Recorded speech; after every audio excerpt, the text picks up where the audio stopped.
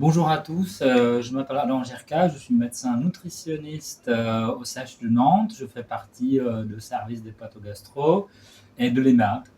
Euh, une de mes casquettes, c'est également en fait de coordonner la nutrition parentérale à domicile. Alors, qu'est-ce que c'est la nutrition parentérale?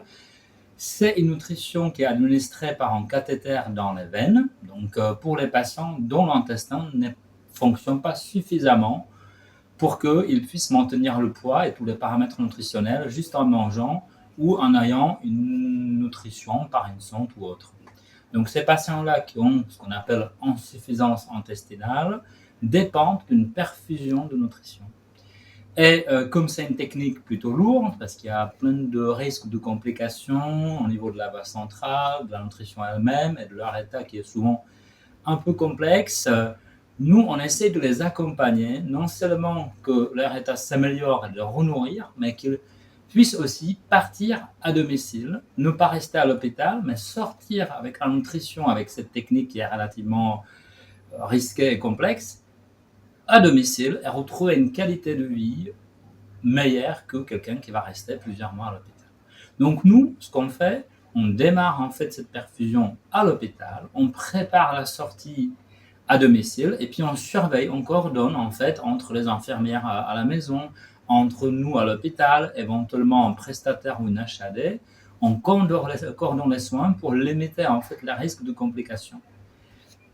Quand je dis on, c'est pas moi. On est une équipe, donc ça veut dire que moi je représente en fait le côté médical, mais il y a aussi une infirmière coordinatrice qui est très importante. Il y a également une diététicienne qui s'occupe en fait quand même d'une alimentation, est-ce que les patients mangent ce qu'il faut, etc. Il y a une psychologue parce que il faut s'imaginer qu'il y a une infirmière qui passe tous les soirs, qui met en fait une charlotte en masque, des gants, et qui branche le cathéter. Ça prend 30 minutes. Elle va revenir le lendemain matin. Elle va faire de nouveau. Elle est là tous les jours.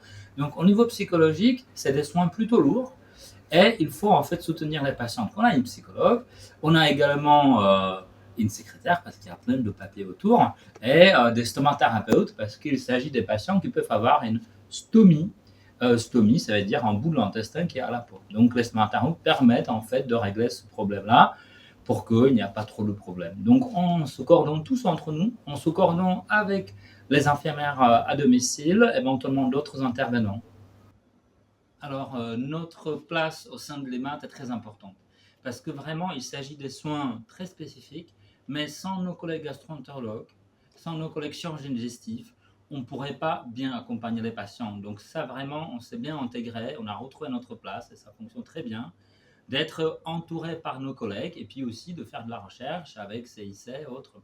Donc c'est vraiment, en fait, un point pour moi très positif d'être, en fait, de faire partie de l'EMAT.